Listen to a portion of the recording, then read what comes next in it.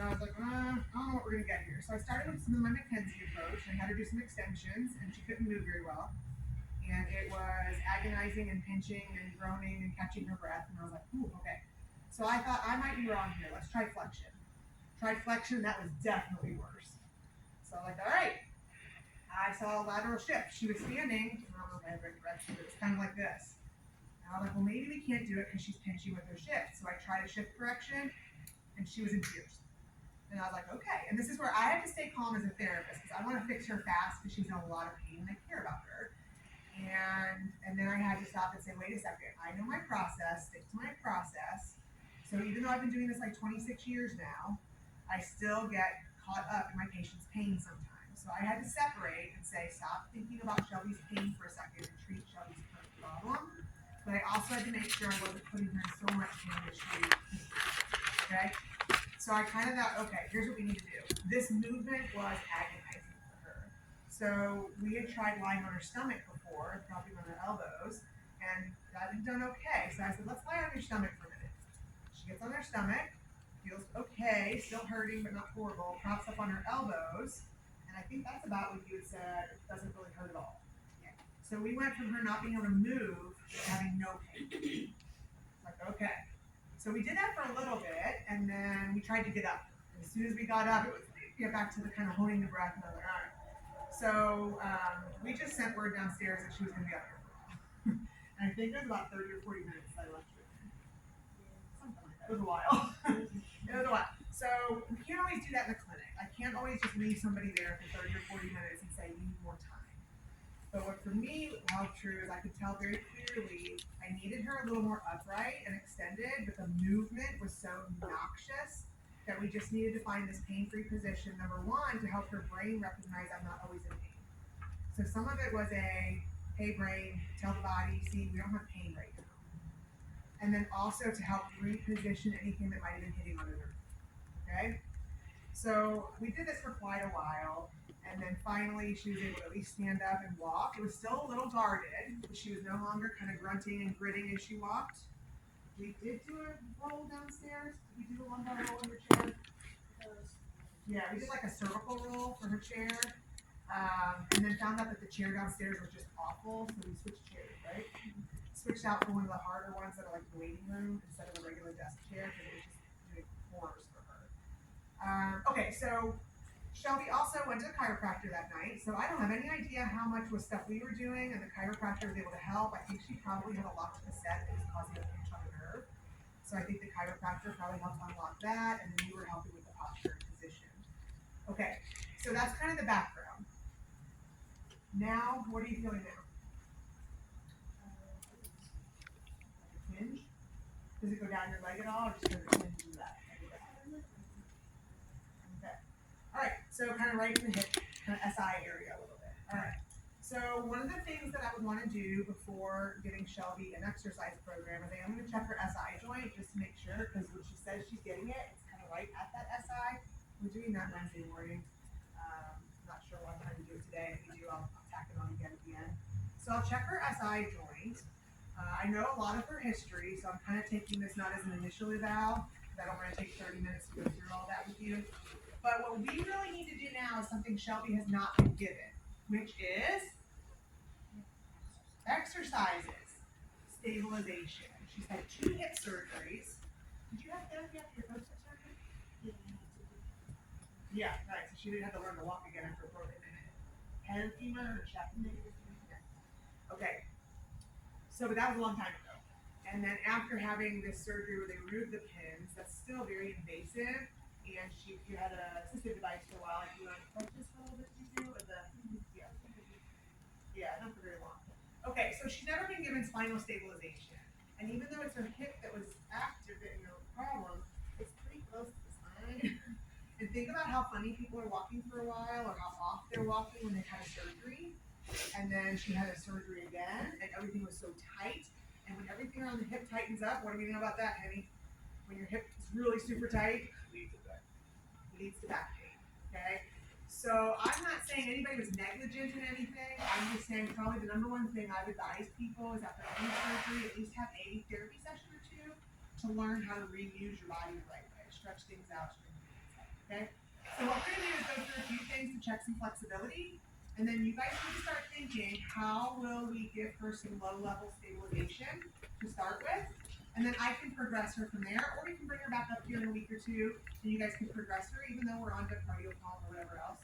She can kind of be our patient, or we can follow through a little bit this semester to see if we can have some of these activities. So you guys start thinking of some of that. What do you think I should check on her? What would you like to know before we get going? Leg length. Leg length. We want to see if her leg length is equal. What would unequal leg length tell us? That maybe she has like a tight piriformis on one side. Okay, could be tight piriformis on one side, could be tight hip flexor on one side, could be an SI rotation. What else would you want to know? I maybe want to know like manual muscle testing for hip extensors. Okay, MMT for hip extensors. Glute would be really good, especially considering the pins that head inside the hip. Okay. I want to see her walk, possible gait deviations. Okay, great. So far, hey Kat, did you bring your pants? We're gonna do glute med, glute max. We're gonna do leg length. We're gonna do gait. All that. All right. So why don't you go ahead and put your phone down for a second? Sorry that you like right and everybody's like, go ahead. Okay, do you mind taking the sweater off? I'm gonna have to really show you. So we're gonna have her walk down to the end and back. Okay, make her feel as awkward as possible while we all stare at her. And we're just gonna do, we start gait analysis on Wednesday. This is perfect, okay? So just go ahead and walk down to the end of the tables down there. Okay?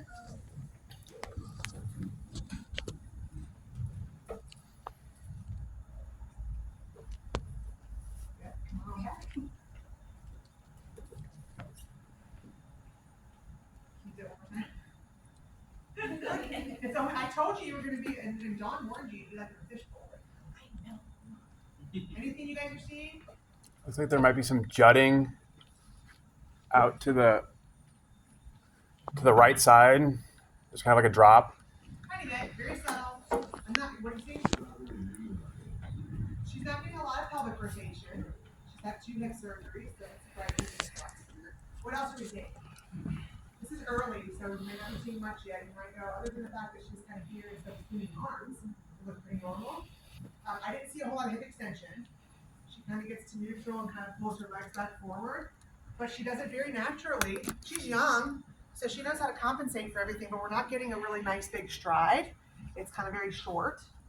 All right, a little tiny jut during stance, just a tiny bit. What would the jut kind of tell you maybe? Well, it looked like from here the hips were going like this, but they weren't flexing up, so it was just going like side to side almost. Okay. Like Okay. that. Yeah, the hip jut is kind of, we're gonna look at the hip glute knee for sure. Okay, so there's a few things. I want to check your hip flexor length also, but I'm gonna have you guys do it. So who would like to do a Thomas test on Shelby with guidance? I'm gonna help you. Come on up, Jade. If anything bothers you, let us know. This is not an issue. Okay?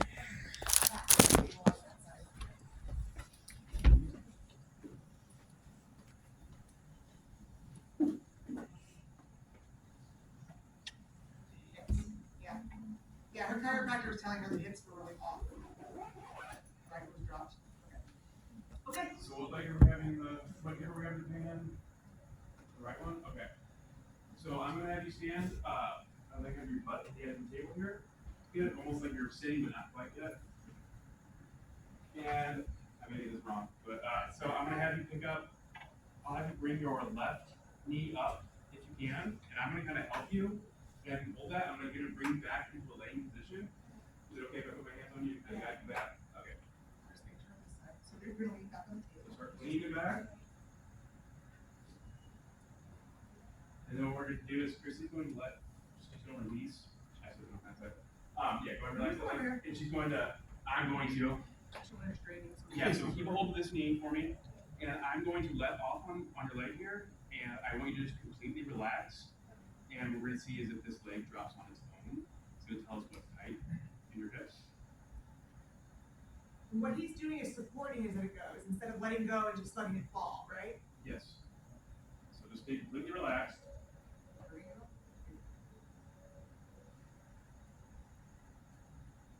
Completely off. Back is lower back is still flat. And it looks like her leg has dropped all the way, and then we're gonna